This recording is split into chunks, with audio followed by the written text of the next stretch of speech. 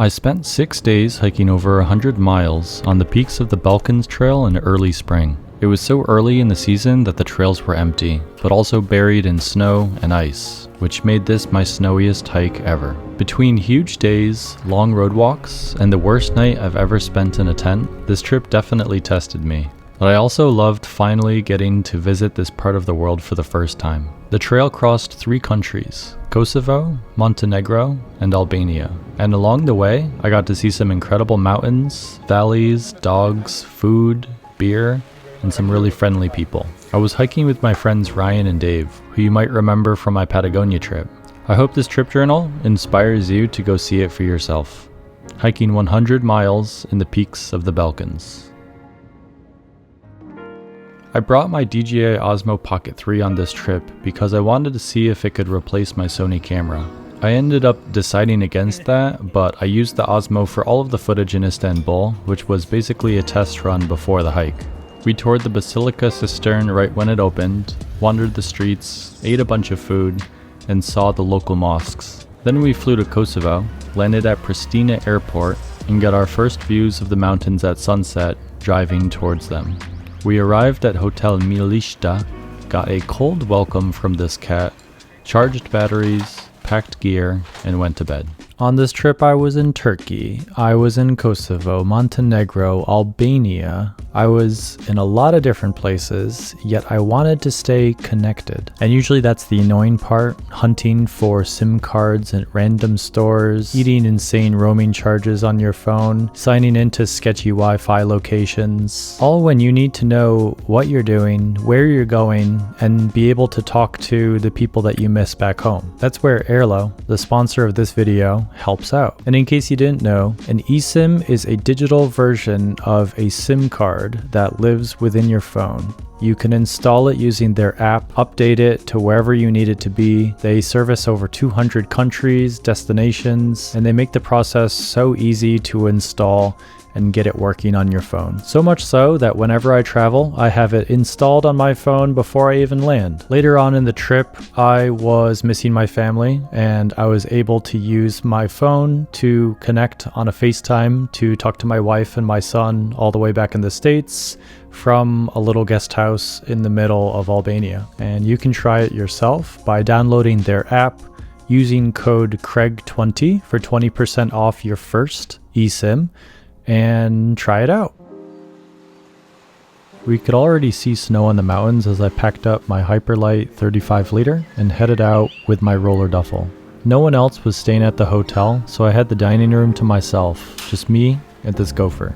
They lit a fire and served breakfast, which was excellent. Unfortunately, I was starting on the boring part of the loop that most people skip, but the weather was great, and it was still nice seeing snow on the peaks.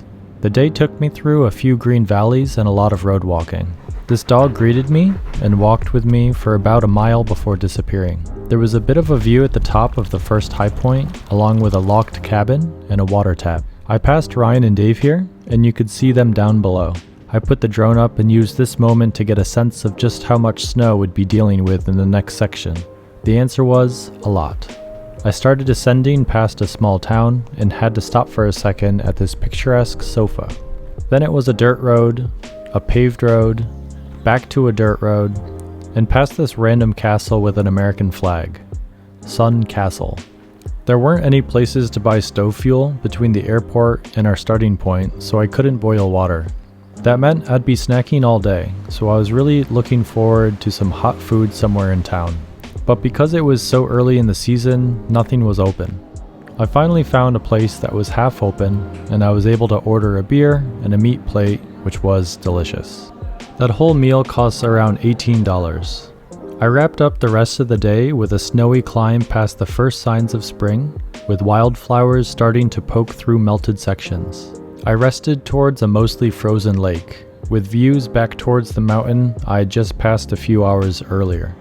Most of the day felt like an unnecessary side quest on roads, with the occasional drone shot thrown in. Helly Hansen had sent me some hiking clothes and sponsored a short video, so I made to get footage for that along the way. I decided to end my day and camp next to these 2 small cabins because anywhere else this high up was still buried in snow. I hiked 25.2 miles with almost 8,000 feet of elevation gain on day 1. Ryan and Dave arrived shortly after me to set up their tents in the flattest, driest spots they could, while still staying at a reasonable distance from each other. While we were hanging out, we noticed a little camera over the doorway. It followed us around and eventually started speaking in a language we didn't understand. I complimented the cabin and gave a thumbs up, and the guy said, "All good." So I guess the owner was watching us, but also fine with us camping there. We had plenty of time to relax and fly our drones for sunset.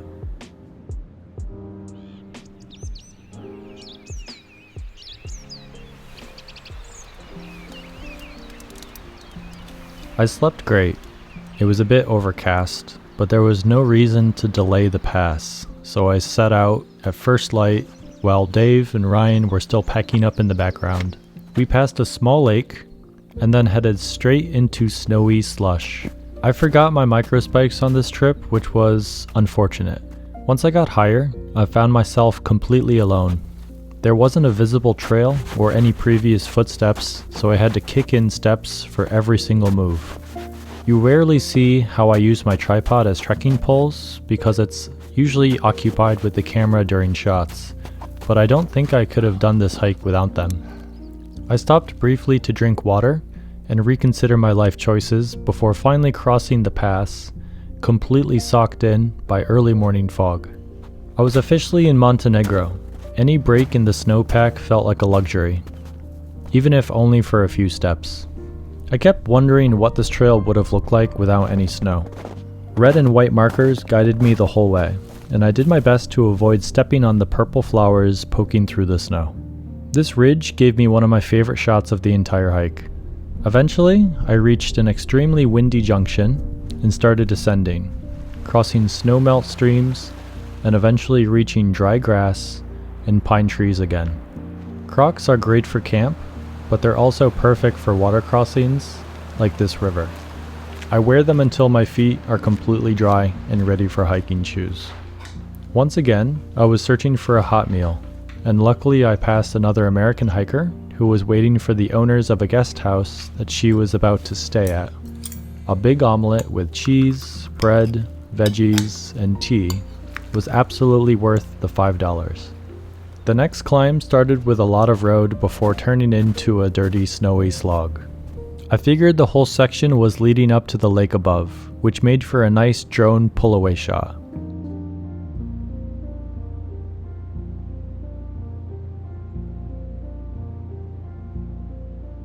The clouds were moody, the lake was speckled with ice, and the drone's telephoto lens made the far mountain ranges look beautifully compressed. I passed two other hikers who asked where the lake was, which made me think that they might have not known exactly where they were going. Slightly concerning. A cabin at the top would have been a great place to sleep if no one else showed up, but I still had miles to go, so I kept descending the snow-covered road. I found a really nice bicycle shelter, and even scored some stove fuel from the free stuff corner, PUBG style. A quiet stretch through the forest opened up into grassy farmland, and then a dirt road brought me to the edge of town, where I flew my drone. Welcome to Plav. I passed the stone minaret, some curious sheep, and by chance ran into Ryan and Dave already inside a restaurant. They'd found a hamburger place that was still open, and honestly, it wasn't bad at all. The cats hanging around definitely improved their review. It turned out they had skipped the second lake climb and road walked all the way to Plav after the river crossing. We checked into the hotel for the night, and I had delicious pasta all alone in their beautiful dining room. Day 3 started gloomy, with heavy rain and water running through the streets of town. I stuck to my plan of leaving early before breakfast and put up my umbrella for the next 4 miles. The highlight of this rainy road walk was the gigantic sandwich that the hotel had packed for me. After miles of dirt road, finally getting into mossy, leaf-covered trail felt great. It was colder too, which made everything feel more serious. With the drone up, you could see back to where I started the day, this nice clearing and just how wet the trail was up here with melting snow mixed with rain. I slowly built steps, and climbed my first really exposed section. The wind made everything colder and more stressful than it needed to be, so I pushed through quickly with almost no visibility. There were tons of salamanders up here. I flew the drone hoping to catch breaks in the fog and give some scale to the ridge I was hiking alone. Today was about 23 miles with almost 8,000 feet of elevation gain. I passed a couple trail runners here and thought this area was incredibly beautiful, with marbled mountain rock rising above a green pine forest. The snow eventually gave way and I was able to speed up downhill, eventually returning to pavement. I followed guest house signs down into a village in the valley and had a good meal all to myself at Guesthouse Dedushi. The spicy red mix along the usual sides was a nice touch. Most of these places required cash, which I had already gotten at the airport before starting this hike in an ATM. My final section for the day was up in this stunning valley. I followed the big river for a while on road, then found a super quiet trail heading all the way into Albania. It felt strange being completely alone in such a beautiful place, especially knowing that in the US this area probably would have been far more developed and much busier. I caught a glimpse of the pass ahead and decided I should stop before going over it, since it was getting late. Then the rain picked up hard as I filled water at the mouth of this big waterfall. The goal was to get my tent up as fast as I possibly could before the rain got worse. Finally inside and safe, I cracked open a tall can of beer as the storm built around me. At one point, I stepped out to pee and noticed a pair of hikers in the distance. It was Ryan and Dave, finally catching up and looking for my campsite. So it was incredibly lucky I spotted them when I did. They got their tents up in the rain and hunkered down for one of the worst nights of camping I've ever had. It rained all night and the wind got absolutely insane. I had done what I could with stakes and tight guy lines, but my tent couldn't hold up. I barely slept.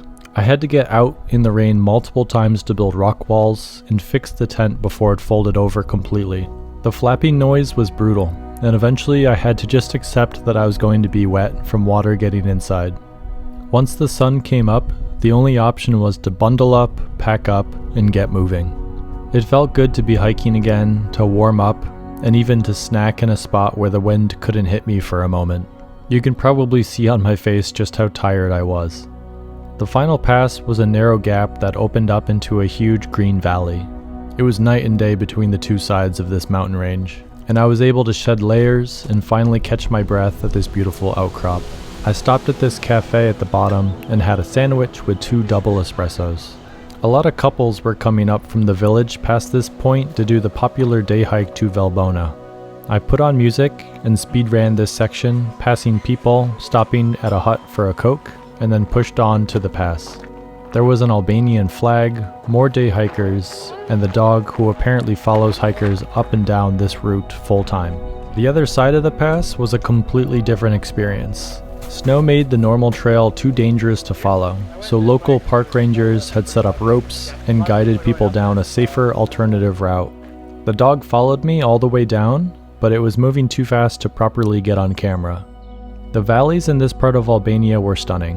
The Valbona River braided through pale gravel bars between limestone walls that rose straight up into the sky on both sides.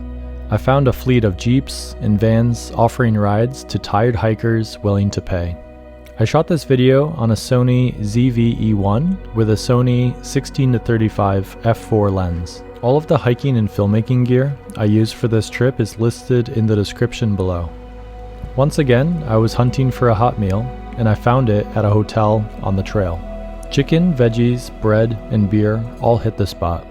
The last 2 miles were on a busier road, and Ryan and Dave passed me in a shuttle van before sharing the guest house that they'd booked for us. I grabbed the bottom bunk, immediately laid out my wet tent, clothes, and shoes to dry, and then we relaxed in the garden. I sat in the hammock, we called our families, and ate dinner as the valley turned blue outside. Today was basically one long, slow climb back into higher mountains. I still felt fresh and ready to go early, right after breakfast. Ryan and Dave were sleeping in and planned to take a taxi to skip the road section. Waiting for me was the same dog from yesterday, and I shared the egg from my packed lunch with her. It was nice hiking together. A little later, a white dog joined us too, but he stayed further ahead and was harder to film. The brown dog, though, stayed close the whole time. I enjoyed a few wild strawberries, and I was careful flying the drone with the dogs around, but they were completely chill and didn't mind at all.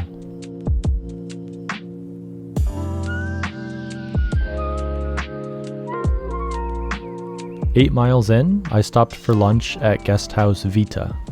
Shortly after that, we crossed a makeshift bridge with no issues at all. If I stopped to fill water or take a break, the dog stopped as well.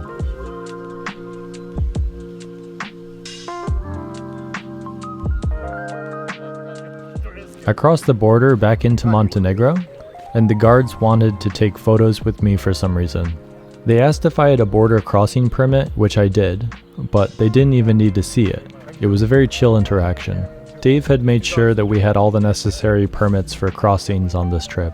The higher section of the day took me through plenty of snow, and I didn't see anyone else the entire time. I passed a few cool wooden huts that seemed to have been abandoned for the winter. Today was about 18 miles with 6,000 feet of elevation gain. From one viewpoint, I got my first look at tonight's destination. The trail dipped just below the snow line, so I made quick work of the remaining miles to Dobërdol, a small collection of farms and guest houses at the base of the U-shaped basin. I beat Ryan and Dave there, so I booked us 2 A-frame cabins. Simple, quiet, and pleasant. This was my favorite area of the hike, and I was glad to have a little extra time here. My main concern was the snow on the shadow side of the mountain we were planning to do the next day, so I flew the drone up there to scout a bit. The guys arrived not long after, and we joined a handful of other hikers in the dining room.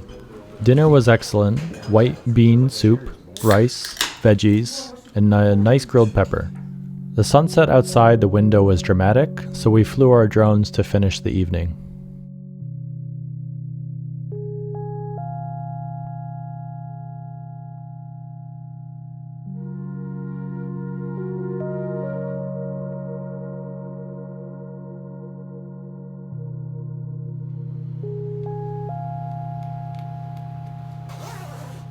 The morning started normally enough, with quick packing, a solid breakfast, and a climb out of the basin. It was a shorter ascent, but it was still nice to be cooled by the morning air and the shadow of the range ahead. Scouting with the drone had made me think the snow would be too much, and getting up there on the ground confirmed it.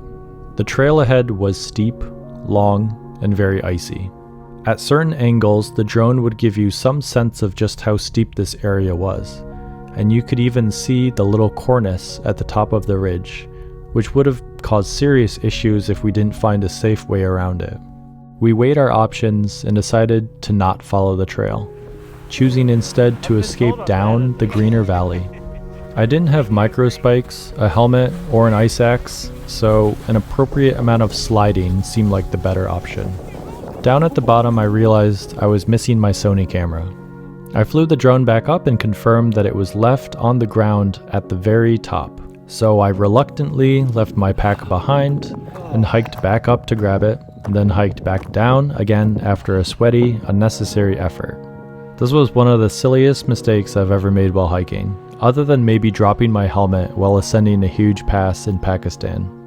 I linked back up with Ryan and Dave and killed some time flying the drone as the snow slowly turned to grass and then eventually road. It felt disappointing not to complete the full loop, but I also felt like the risk wasn't worth it. In the end, that was the right call. We found a farmer willing to drive us 45 minutes back to Plav.